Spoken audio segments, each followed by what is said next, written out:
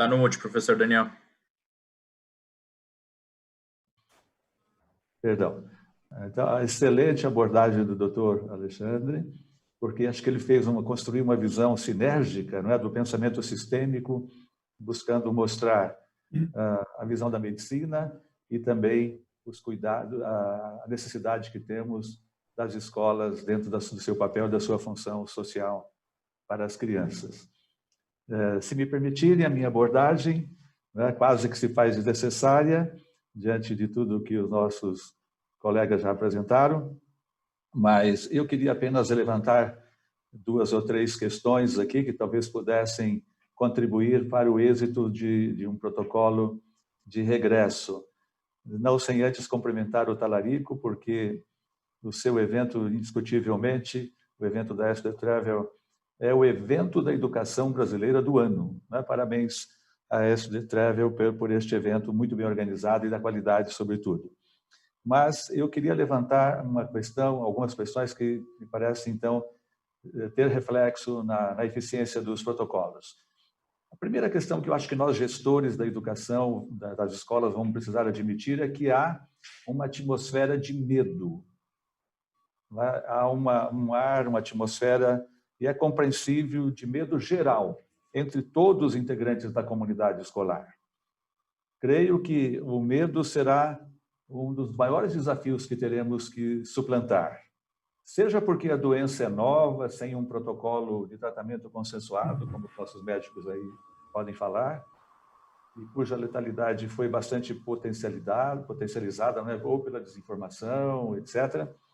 Seja porque nada menos que são os nossos filhos que estão diretamente envolvidos, não é mesmo? Enfim, mas o medo, como nos ensina Machado de Assis, é um preconceito dos nervos. Diz que um preconceito, diz o Machado de Assis, que um preconceito se resolve com informação, reflexão e conhecimento. Todos nós sabemos que muitas famílias sequer deixaram as crianças transporem a soleira da porta nesse período de pandemia. E eu acredito que esses pais, tomados por esse pânico, por esse medo, por essa atmosfera geral de medo, não enviarão os filhos num primeiro momento à escola. Além dos pais, é também compreensível o medo dos professores. Afinal, será deles o convívio mais longo e intenso entre todos nós da comunidade escolar. Sobretudo, os professores dos menores. Eu fico imaginando como se dará o primeiro dia, professora Valdenice, nós que atuamos mais na rotina da escola, como se dará o primeiro dia de volta das crianças do maternal, por exemplo, né, da primeira infância, os alunos menores. As crianças querendo abraçar, querendo beijar, pegar a mão do professor, né, jogar-se no colo de cada um dos seus professores. Creio que será crucial abrir uma escuta ativa, como já disse a professora Valdenice, para lidar com a angústia e o receio também dos professores, incorporando suas preocupações durante o caminho de retorno, né? Antes do retorno e também durante o caminho. Não será diferente com os cooperadores de apoio, a recepção, o atendimento, a limpeza. Eles também estarão no vis-a-vis com as crianças, os familiares, controlando os fluxos de pessoas, supervisionando todos os espaços de convívio, garantindo a higienização, a manutenção periódica de todos os ambientes, dos brinquedos coletivos, remoção de lixo, etc., etc. Quer dizer, então, dos colaboradores de berçário, de creche, todos os cuidados inerentes, né, relativos à higiene de cada criança, higiene pessoal, alimentação, utensílios de cozinha, espaço do sono, roupas de cama, trocas de fraldas, né, e outras demandas da criança. Quando um aluno apresentar, por exemplo, fiquei pensando, doutores, quando um aluno apresentar um quadro sintomático, quem vai atendê-lo sem receios de se contaminar dentro da escola? Então, diante dessa atmosfera de insegurança e medo, eu pensei que 2 ações seriam essenciais para enfrentar essa atmosfera. Primeiro, a boa comunicação. E segundo, um mínimo de treinamento de todos os elementos envolvidos no ambiente. Será decisivo para o êxito de qualquer protocolo que todos estejam minuciosamente informados e inteirados do que será feito. Ou seja, sem uma comunicação abrangente e eficaz que chegue a todos os agentes do espaço escolar, qualquer protocolo poderá resultar inócuo, mesmo que dotado das melhores técnicas, dos melhores recursos. Uma eficiente estratégia de melhorar essa comunicação, fiquei imaginando, seria transformar os colaboradores das escolas em coautores do protocolo de procedimentos, pelo menos no âmbito daquelas contribuições que eles possam atuar. Assim, eles se sentirão mais valorizados, será maior o nível de engajamento como coparticipantes de todo o trabalho. Comunicação que deve utilizar-se de todos os meios e recursos disponíveis, vídeos institucionais, banners, sinalização visual, mascotes, reuniões tira-dúvidas com especialistas, enfim, para uma abrangente divulgação do protocolo e que deve se estender também após o início das aulas. Uma espécie de manutenção e aprimoramento do que foi pensado. Comunicação também com as crianças. As crianças, a partir dos 3 anos, já são perfeitamente capazes de internalizarem as regras, as diretrizes, as prescrições que serão adotadas para o espaço. Quiçá, professora Valdenice, né, nós que convivemos dia a dia com adolescentes e sabemos que eles são dominados um pouco pelo espírito da onipotência, não é? E avessos, naturalmente, às regras e normas, quiçá uma boa estratégia seria envolvê-los numa espécie de comitê de vigilantes e agentes do protocolo estabelecido. Também em relação à família, é previsível que seja uma frente de grandes desafios para todos nós gestores. Além de se sentir segura para deixar os filhos, ela deverá compreender que deve contribuir, como já foi dito, para a segurança do espaço escolar. Precisará estar convencida de que há um outro padrão de relacionamento físico com a escola. A rotina não será mais a mesma. Existirá uma nova logística de uso de trânsito do ambiente escolar. Por exemplo, como se darão os acessos à secretaria, tesouraria, às compras da cantina, da papelaria? Os pais não poderão circular no espaço como faziam antes. Eles deverão ser levados a compreender de que não será permitido misturar adultos com criança no mesmo espaço. O mesmo valerá para terceirizados e fornecedores. Enfim, uma comunicação eficaz, guiada pela clareza, será fundamental ao êxito dos procedimentos. Será imperioso, igualmente, transparência e rigor da escola no cumprimento do protocolo. Alguns exemplos hipotéticos que eu fiquei imaginando. Vamos fazer a triagem térmica nas entradas. Uma criança traz algum quadro sintomático, febre, etc. Qual vai ser a nossa postura? Porque haverá resistência da família. Ah, não tenho com quem deixar. A empregada não veio. A avó morreu de novo. Vamos ouvir tudo isso, não é? Mas tem que ser firme, não vai entrar. Imagina uma triagem ao longo do período, se ela tiver que ocorrer também ao longo do período escolar. Uma criança apresentou um sintoma, imediatamente ela deve ser encaminhada para um espaço de isolamento, eu imagino, aí os médicos que podem falar melhor, e a família convocada para vir buscar a criança. E acontecer também com um cooperador da escola, algum sintoma, imediatamente ele deve ser dispensado da escola, do trabalho. E aí, nesse caso, professora, quem ficará com a classe? Temos que pensar nisso também, se for um professor. E o senso da coletividade precisará prevalecer sobre o senso da individualidade. De forma geral, será imperiosa uma postura de transparência e firmeza no cumprimento do protocolo pela escola. Como gestores, nós precisaremos compreender ainda que a comunicação se desdobrará em 2 momentos distintos, na implantação, antes da implantação, durante a implantação e também depois da implantação. E será necessário um canal ágil de escuta ativa, reuniões constantes com os colaboradores, com autoridades sanitárias, inclusive para os pais, por fim, e algum nível de treinamento prévio também contribuiria muito, eu acredito. Seria muito eficiente que alunos e colaboradores passassem por um pequeno treinamento antes do início das aulas, ou pelo menos no primeiro dia, no segundo dia. Isso elevaria muito a eficácia dos procedimentos, né, adotados, como seria a logística de entrada, como seria a hora do intervalo, o uso do refeitório, os brinquedos compartilhados, o distanciamento necessário, a higiene, como já foi dito aqui, das mãos, questão dos sapatos, enfim. Vamos supor que uma escola tenha 2.000 alunos, 35% voltando, serão 700. 700 alunos voltando no mesmo dia, mais os pais, mais os colaboradores, nós estamos falando de uma população próxima a 1.500 pessoas. Isso por si só, se não houver muita clareza, um mínimo de treinamento, já pode se transformar numa confusão. Então, um mínimo de prática sobre o funcionamento do protocolo seria ideal. Eu queria, então, pôr ênfase nessas questões da comunicação eficaz, abrangente, intensiva, do envolvimento dos colaboradores, da escuta dos colaboradores, também a comunicação que envolve os pais e um mínimo de treinamento. No mais, nós temos agora muitas perguntas, né, que chegam da nossa ampla audiência por todo o país. E eu posso começar, Marcos, com as perguntas? Você quer fazer alguma... Pode começar, pode começar.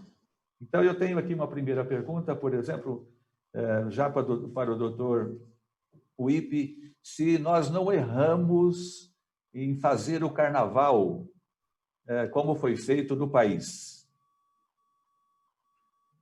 Primeiro, o carnaval culpado foi o carnaval dos brasileiros que foram para a Europa e para os Estados Unidos.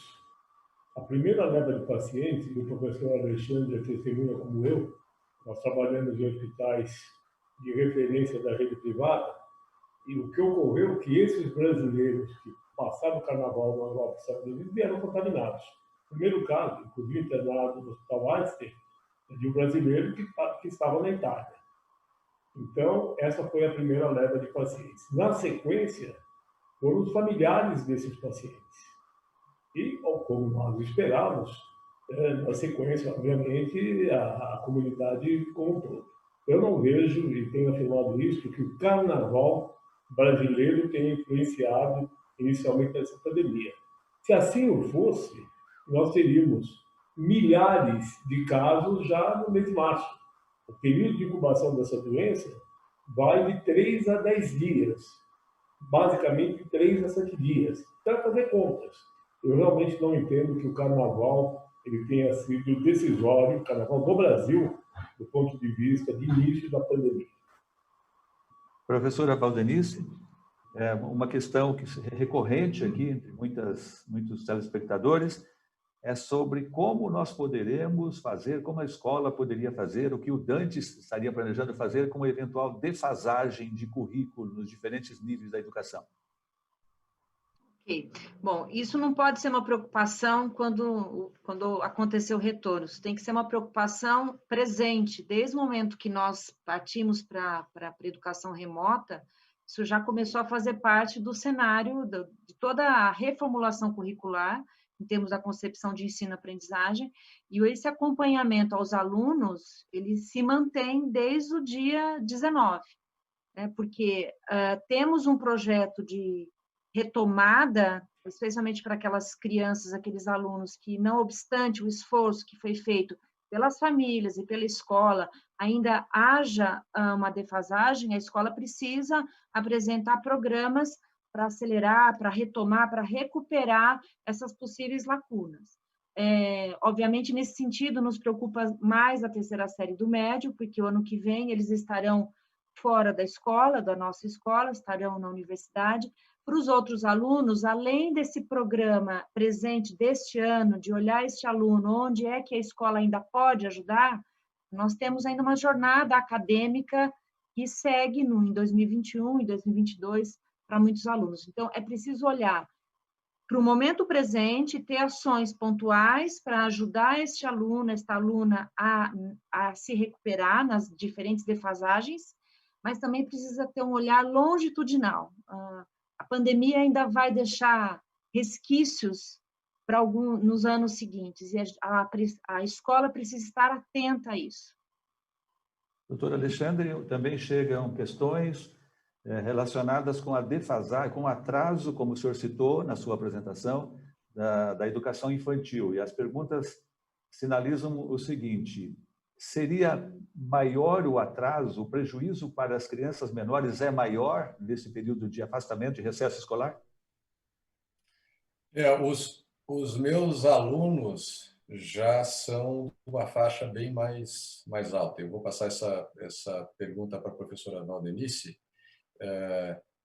mas é demonstrado que em todas as faixas etárias nós temos perdas. Então, o meu aluno mais jovem já é adolescente no nosso ensino médio técnico. E depois nós temos alunos adultos até todas as faixas etárias. Vou passar para a professora. Há uma pergunta se o senhor tem algum estudo sobre essa defasagem. Não tenho. Nessa faixa etária que a gente está discutindo, não.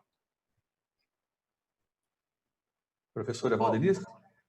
Professor Daniel, poderia só repetir a pergunta para eu poder ter o contexto geral? Se o prejuízo do recesso escolar é maior para as crianças da educação infantil? A escola, para esses alunos, elas tem um papel de interação muito forte. E nós não conseguimos fazer essa interação nesse isolamento. Então, por isso é que também as crianças da educação infantil são foco nesse retorno. Então, essas duas pontas, educação infantil e terceira série do médio, por motivos diferentes, mas eles compõem, esse grupo de indivíduos, eles compõem a nossa abordagem. E aí, nesse retorno, a ideia é retomar dentro dos protocolos sanitários o que é possível retomar em termos de interação. A aprendizagem para esses alunos menores tem como base a interação e, obviamente, a gente vai ter que acelerar para que eles não fiquem com grandes perdas. Pergunta para o doutor Uip.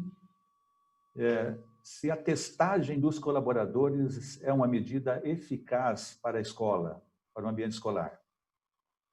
Primeiro, eu quero reforçar um pouquinho, professor Daniel, a sua posição. Eu acho que o medo ele é absolutamente justificado. Nós estamos diante de incertezas. Um terror exagerado.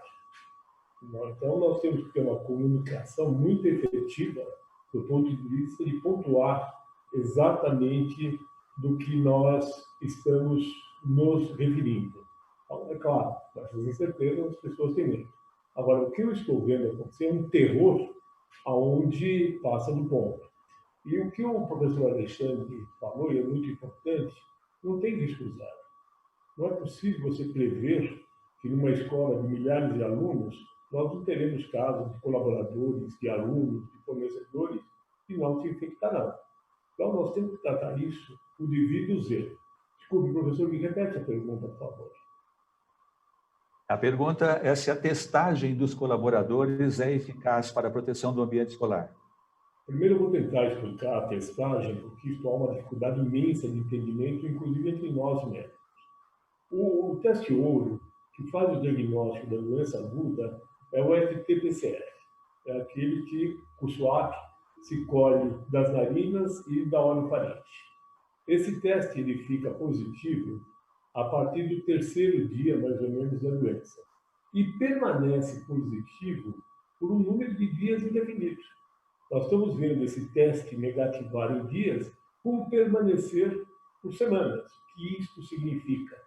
Depois de 8 dias, esse teste ele coleta restos de vírus, vírus morto, anticorpos e células hospeleiras de vírus. Então, ele não tem a função de acompanhamento da doença clínica coronavírus. Aí nós entramos nos testes sorológicos. Teste rápido, esse de ponta de dedo, eu não dou o menor valor e o menor significado. Ele tem um valor preditivo muito ruim. Falso positivo e falso negativo está passando 70%. E aí vem os testes sorológicos da coleta soroplasma. Esse sim. Mas o que ocorre? Nós estamos dosando hoje 2 tipos de anticorpos, IgM e IgG. Os 2 anticorpos começam a positivar a partir do 8º dia da doença e são mais efetivos a partir do 16º dia, onde você espera uma testagem já de anticorpos totais prevalente. O que ocorre, o que nós estamos vendo? Muitas vezes, você tem uma dissociação do teste sorológico às manifestações clínicas. Você tem o IgM solto, positivo. Então, teoricamente, o IgM fala de doença. Esse IgM também é surpreendente, porque esperava-se que ele permanecesse positivo por 3 semanas. E nós estamos vendo o IgM persistindo por semanas e meses. E o IgG é o IgG campeão. É esse que todos nós desejamos. Eu, com o ex-Covid, tenho IgG positivo. Significa que eu não pego e não transmito. A grande pergunta, por quanto tempo? Ainda não se sabe. Então, o teste sorológico, ele seria em grande escala, um custo que eu acho que é um custo impossível de ser arcado por escolas públicas e privadas. O que eu defendo muito são inquéritos soroepidemiológicos, que sejam feitos por amostragem, inclusive em escolas privadas e públicas, tanto dos colaboradores, professores e alunos, para nós entendermos melhor a dinâmica do vírus no Brasil, especialmente no estado de São Paulo. Uma pergunta muito recorrente aqui dos nossos telespectadores se não os seus médicos, né, os nossos 2 médicos da roda de conversa, não acham prematuro a reabertura das escolas em setembro. Já foi dito, mas querem acrescentar alguma coisa? Olha, desculpe, Alexandre, só para iniciar, como é que nós estamos trabalhando no Estado? Existe um centro de contingenciamento, que eu coordenei agora, faço parte, que ele subsidia o governo e o governador em cima de normatização e de avanço científico. Nós somos em 18, e seguramente nós estamos lidando com os 18 dos melhores epidemiologistas, infectologistas, epidemiologistas do Brasil. Então, esse grupo subsidia o governo, o governador e o secretário de Estado de Educação e o secretário municipal, pelo menos do município de São Paulo. Então, esse subsídio é absolutamente criterioso e científico. E esse que dá norma, esse é o acordo com o secretário estadual da Saúde, da Educação, que ele faz a normatização a partir desse aconselhamento por esse grupo de contingenciamento. Então, nós somos absolutamente conscientes da responsabilidade e nós nos baseamos na ciência, na pesquisa e no avanço científico. Eu complementaria com algumas observações. A primeira é que esse grupo que o professor Wippe acabou de mencionar, obviamente ele tem além do gabarito, ele tem um compromisso com a saúde da sociedade. E se a gente acompanhar retrospectivamente o que tem sido sugerido, são medidas que, de fato, prezam pela segurança e têm funcionado. Se nós acompanharmos a cidade de São Paulo, que hoje nós estamos no nível amarelo e continuando as expectativas, aí nós vamos para o nível verde, é um status sanitário comparável ao de outros países que abriram as escolas. Isso nós estamos agora no meio de julho. Então, a previsão de abertura dessas escolas 8 de setembro, e obviamente sempre analisando o cenário até lá, e para não ficar em cima do muro, eu acho que é uma data segura. Uma outra ressalva que eu faria, assim, nós temos algumas alternativas, aí eu trago a história do medo e do pânico de volta para a conversa, que é escutar este grupo de 18 pessoas e outros grupos similares, ou nos basearmos em informações soltas da internet, por exemplo, né? E aí não resiste à análise a gente tomar o lado destas informações que, primeiro, elas não necessariamente são embasadas e elas têm como única consequência a geração de insegurança. Então, se nós temos um painel de pessoas que são responsáveis, são conhecidas, estão debruçadas sobre o problema dioturnamente, e num sistema que, como a professora Valdenice mencionou, a gente implementa e mede, um PDCA, isto vem sendo feito, eu acho que isto, além dos dados científicos que começam a chegar dos países que fizeram a reabertura das escolas em condições semelhantes, é muito tranquilizador. De novo, risco zero não existe, a gente continua vigiando, nós precisamos de toda sorte de medidas para mitigar ou minimizar risco, mas eu estou bastante confiante que esta reabertura ela é tempestiva, ela será feita no momento certo, salvo uma mudança de rumo. Professora Valdelice, muita preocupação com as crianças da primeira infância, da educação infantil. Perguntas dizendo, será possível readaptar as crianças em bom nível afetivo sem o toque físico na rotina escolar? Eu também vou escolher o otimismo. Eu acho que nós precisamos pensar que sim, se não será fácil, será complexo, mas nós precisamos apostar com diferentes estratégias, né? Lúdicas, discutindo regras com os maiores, que têm essa condição até de nos ajudar, mas com os menores há diferentes estratégias metodológicas que vão nos ajudar nessa retomada.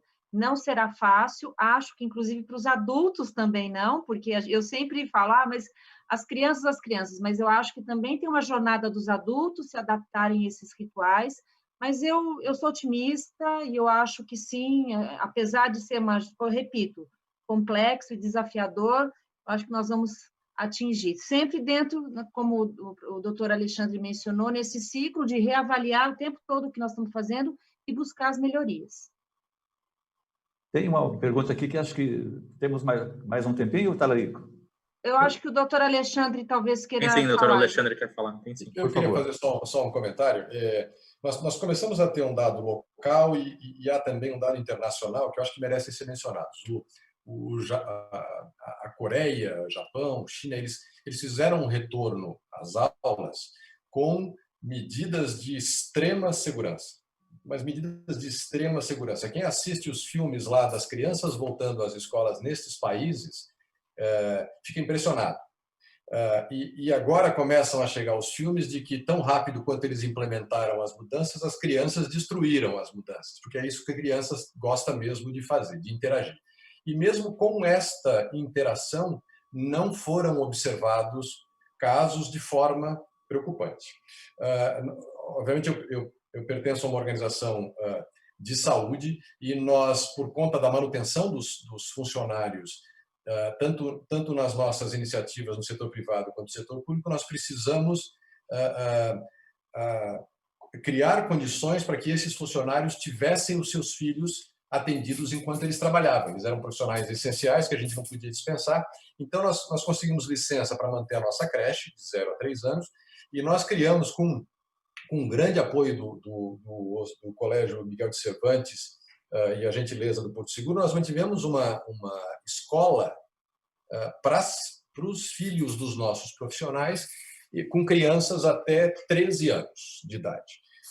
E eu participei da montagem dessas escolas e, de novo, na primeira semana a gente conseguia manter as regras ali de distanciamento das crianças e logo depois elas estavam interagindo. Nós já estamos há alguns meses com essa escola até os 13 anos e nós tivemos 0 casos entre essas crianças, ao menos casos que tivessem tido sintoma. Nós não fizemos, obviamente, testagem repetida dessas crianças, mas nenhuma criança ficou sintomática e foi documentado. Nós tivemos casos nos colaboradores, mas muito provavelmente rastreados como contaminação comunitária. Quando a gente olha a creche, crianças até 3 anos, nós tivemos um caso de uma criança e todas as outras crianças foram testadas e elas não tinham Covid. E o nosso hospital, felizmente, tem facilidade de testagem. E essa criança provavelmente também pegou fora da creche. E na creche, obviamente, as crianças interagem e não seguem medidas de isolamento.